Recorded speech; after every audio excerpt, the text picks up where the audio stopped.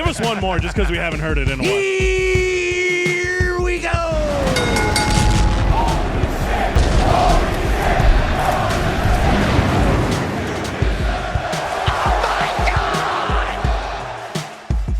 And here we go for another edition of Jofo in the Ring. And yes, my name is Frank Jofo, and we have a special guest, our friend and yours, PJ Curling. What's going on, my friend? Thank you for having me on the show, Frank. Great to meet you, man. So, PJ, for the people that don't know you, can you tell us what's going on with you and why you're here today on the Jofo in the Ring podcast? Well, I'm a comic book writer and creator, and my current project is called Undisputed, and it's a pro wrestling action story that we're going to be taking to Kickstarter on December 3rd. Okay, so is this the first time you're doing a wrestling story, or in the comic book genre, or is it just something that your lifelong dream? Or It is. It's so I wrote a comic called Taking Out the Dead that we went to Kickstarter in March, and that campaign was unsuccessful for a number of reasons. Okay. And then, kind of in the post-mortem of that and kind of getting over I was depressed after that campaign failed. So like coming out of that depression, I got this idea for, basically an 80s action movie story that just involved the pro wrestling world, and wrote it in 3 months. And then I went to my editor and said, hey, can we do this book and do it a different way than we did the other one? So we got together, we got the money together, everything for the book is financed, it's ready to go.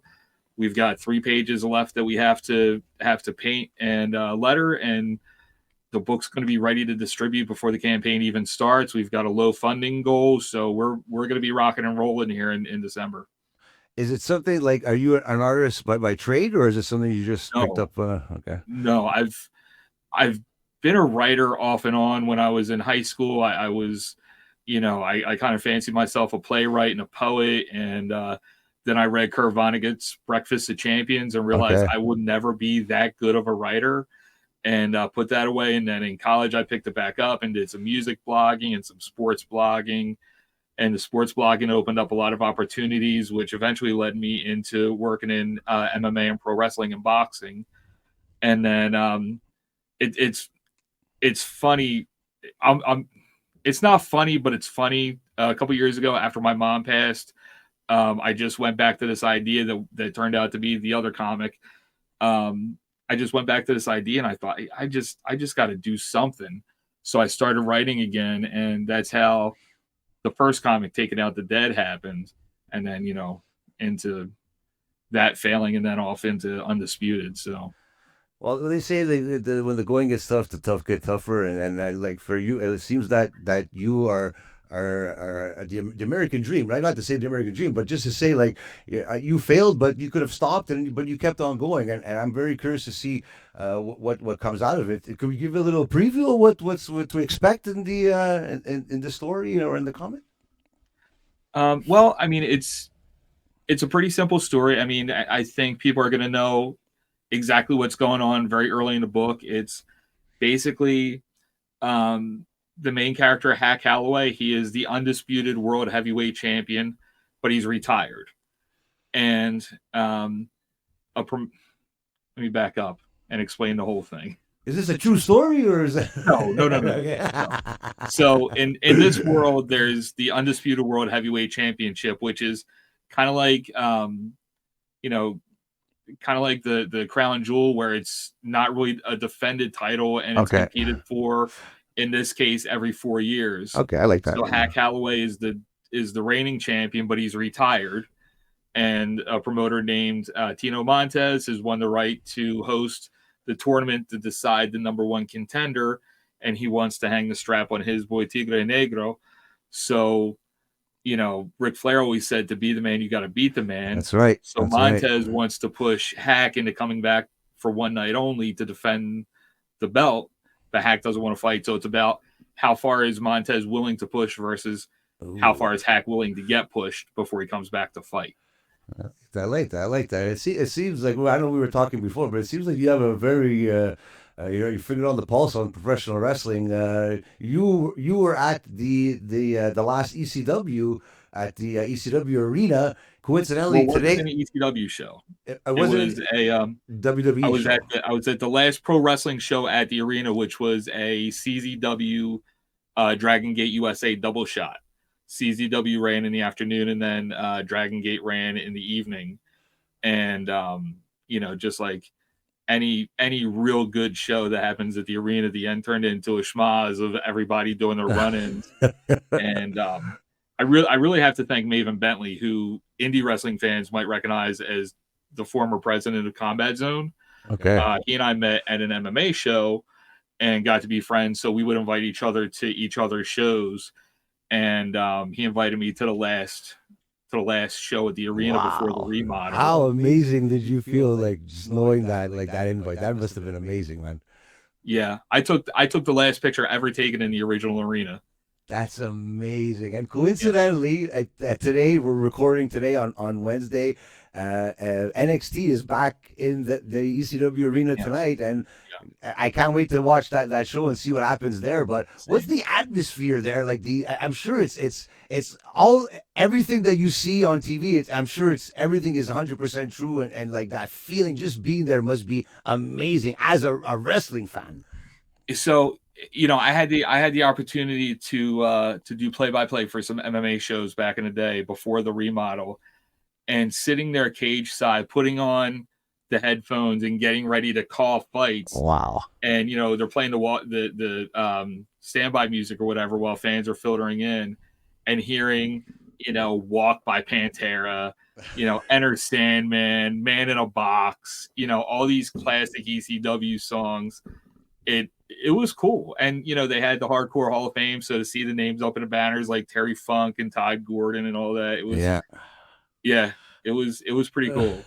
And then the 2300 arena is a little bit more corporate. It's a lot clean. We were talking before we went live. The original ECW arena, the men's room, used to have a high tide. It was one of the grossest places I've ever been in my life.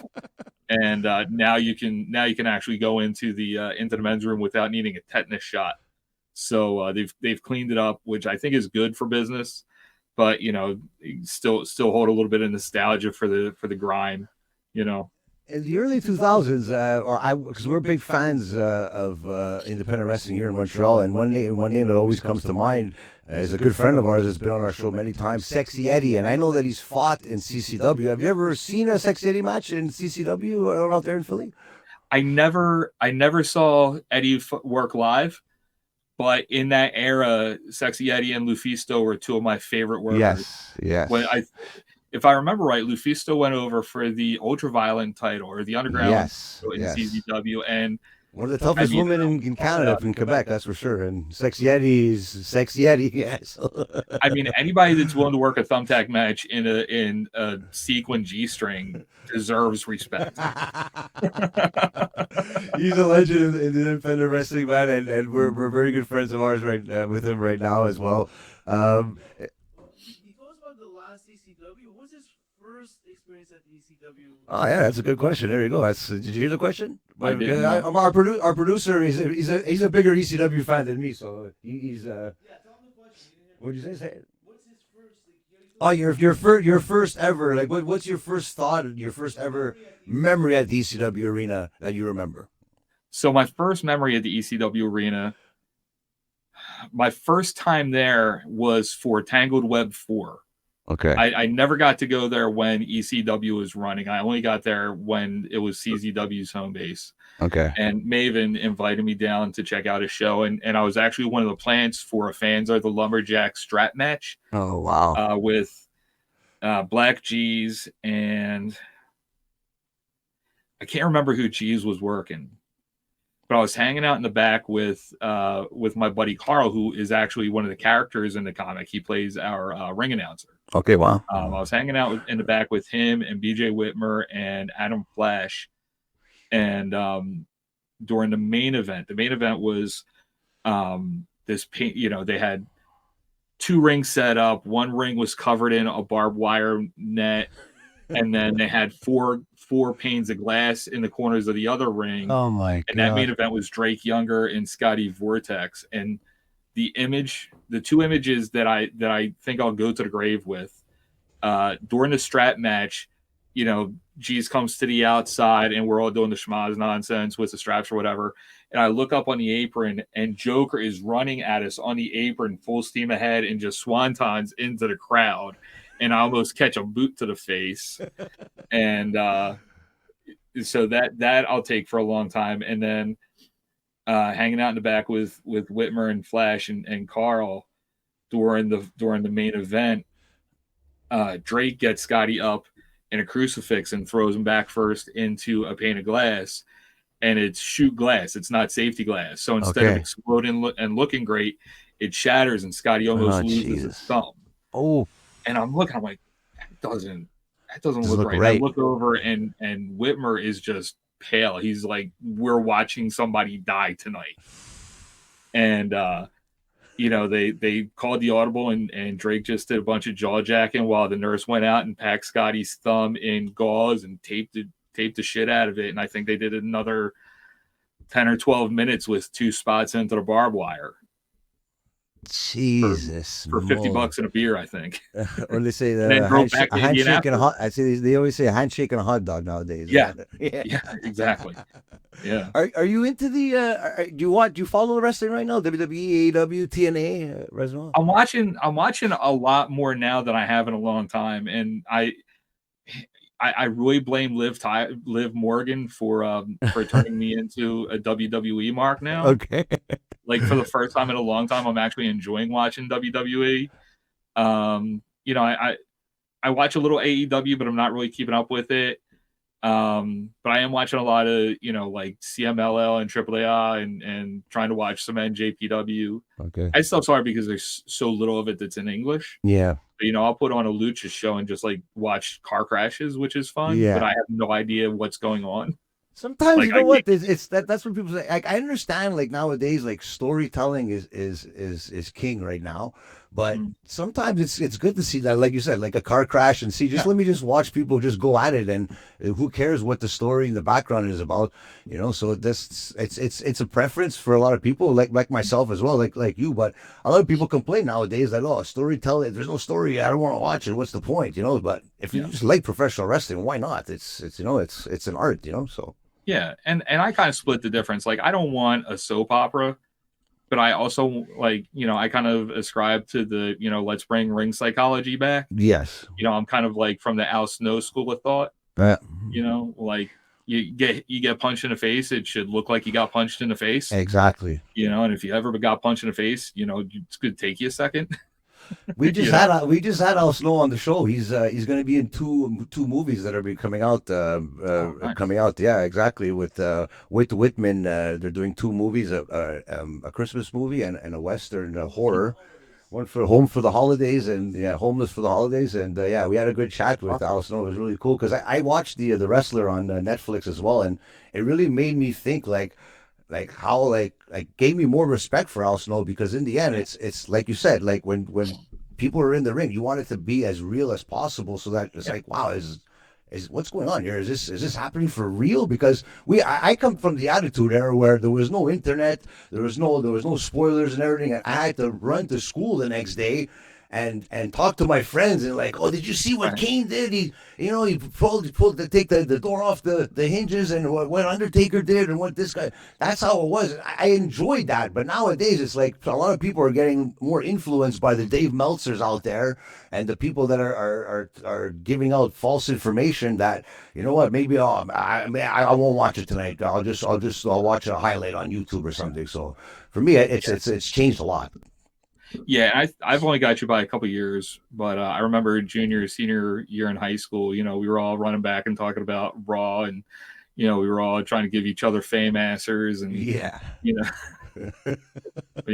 was a great era for wrestling. For sure. So besides the comic book scene, is there anything else? Like you said, you did commentating for a while. Is there anything else you're involved in the professional wrestling or the combat sports scene? Not anymore. When I moved up here a couple years ago, I kind of out. I don't really have the contacts up here that I did back home, and it's been a while. There's really, from talking to the guys, there's not a whole lot of money in it. So got to pay the bills. Yeah. So I just started working shoot jobs and had to make some money and just kind of fell out of contact with a lot of the promoters I used to work with. And now up here, I really don't know anybody. So it's tough. Like we just started doing commentating for a little promotion here in Montreal, Laval, called Torture Chamber Pro Wrestling, and they have great storytelling and everything. And we've never done commentating before since it's probably been about a year and change that we've been doing it. We really enjoyed it. And then I went into ring announcing as well. So the opportunities are coming. Do you have any advice for someone like me that's going into that into that space, into the ring announcing and the commentating side of it, since you've done it before? Be a fan first, because you're the eyes of the fan. You're explaining to the fan what's going on. So think about what you would want to be told. Like, think about if you were in the back with your buddies, what would you be saying? And just try to keep that in mind, and just remember that this is all for the fans. I was talking to somebody about the AEW announced team, and it's like they went to the IWA Mid-South School of Commentary, where the whole point is to pop the boys in the back and get people laughing, and that's not what commentary is. Commentary is telling the fans what's going on and explaining to them at their level with what they know about the sport. You know what I mean? Yeah. I never trained. I'm not a fighter. I've never even been in a street fight.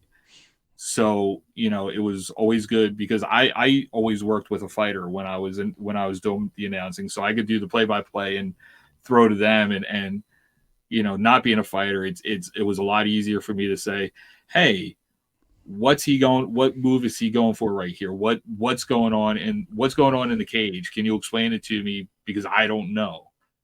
So just try to keep the fan in mind. That's good advice. I'll take that into consideration for sure. Like I said, I've been a fan since I've been a kid. I'm 41 years old. I've been a fan for how many years? Since my dad brought me to a local bar and made me watch the Royal Rumble at a bar because we didn't have it on pay-per-view at the house, and those illegal boxes that were going around, kind of thing. So it's those days, So and it's counting down to 3, 2, 1 when I was there as a kid, and now to this day doing podcasting. So it's come around full circle. You ever think of doing any Comic Cons? Have you been asked to do any Comic Cons for your comic book, and any appearances coming up in the future for that? I'm doing small. I've done a couple of small ones. I don't have anything booked until next year. There are a lot of library conventions, a lot of library comic book shows.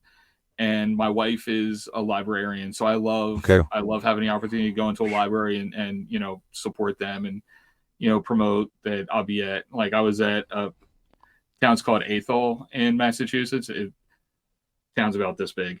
Okay. And it was, I enjoy being able to say, hey, I'm going to be at the Athol Public Library for this convention. They're doing cool stuff here, and if you're anywhere near wherever the hell that is, you should check it out. So I do stuff like that, and next year I'm going to be looking to do some more really small conventions, because only having one book, it's tough to make a $250 table fee back. Yeah.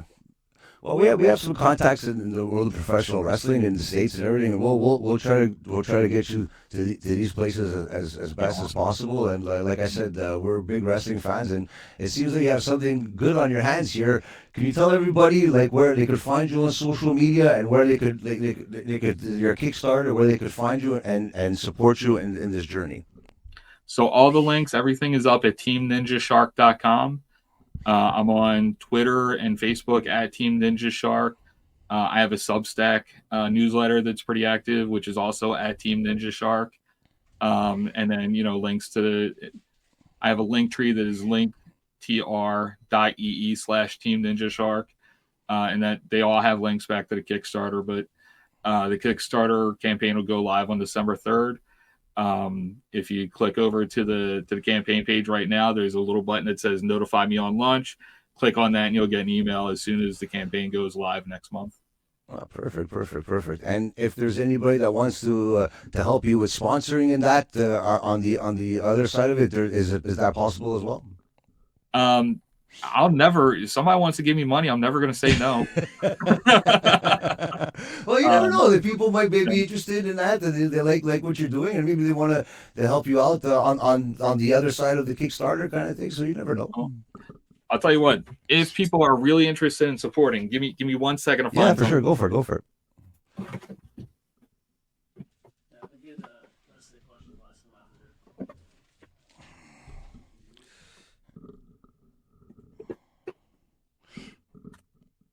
At the $100 backer level, people have a chance to get the replica FMLL Undisputed World Heavyweight Championship. That looks nice. There you go. It's a little incentive there. Nice. It's a 28-inch mini belt made by Undisputed Belts, no relation. Wow. And that's going to be available for $100. They'll get a physical copy of the comic book.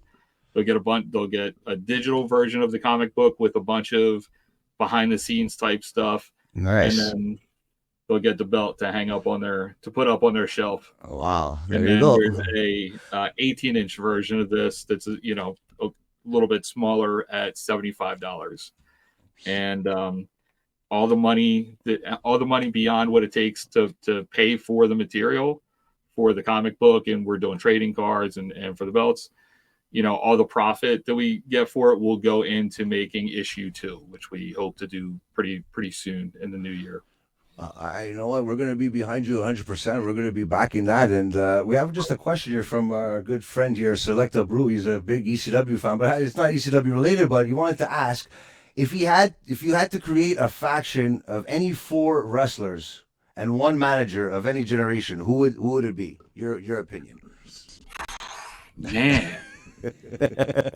I mean, if we're talking about my 4 favorite wrestlers, I got to go Tommy Dreamer, Ayako Hamada, and Sexy Eddie. It's Sexy Eddie, and maybe a Rey Mysterio, and I would either go with Maven or with my buddy Carl as a manager, because Carl manages a stable down here called Unstable. Okay. And he's who are the wrestlers in that? It sounds familiar.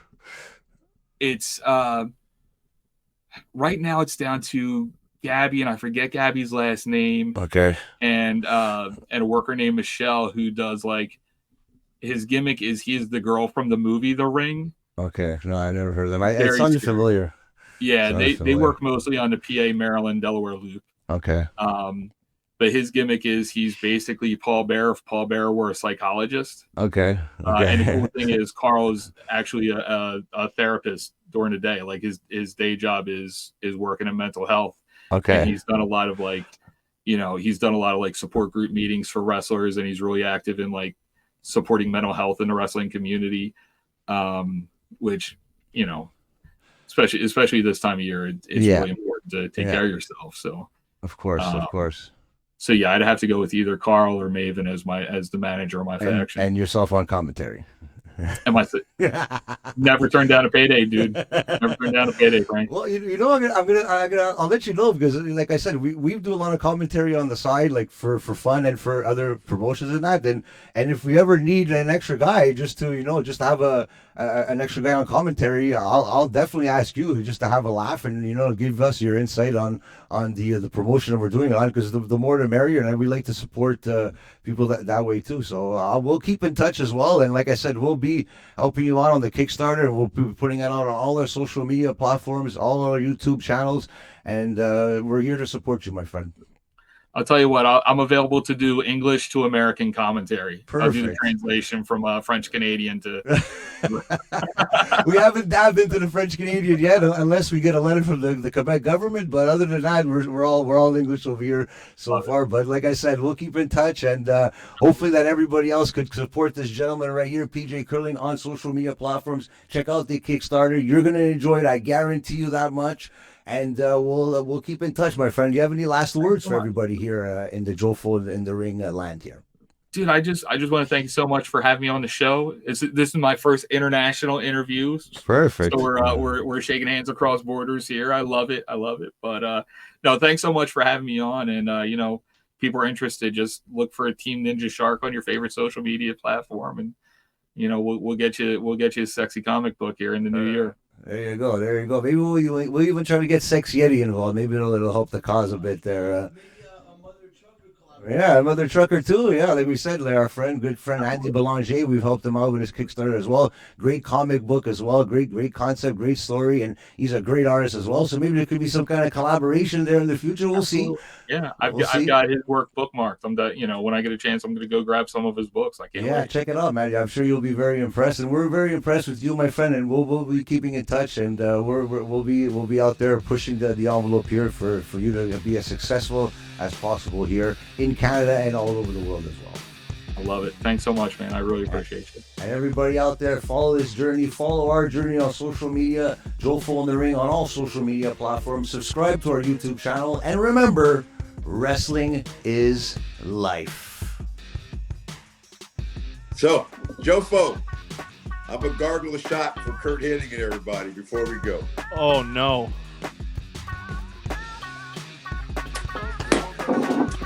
Jofo, thank you guys.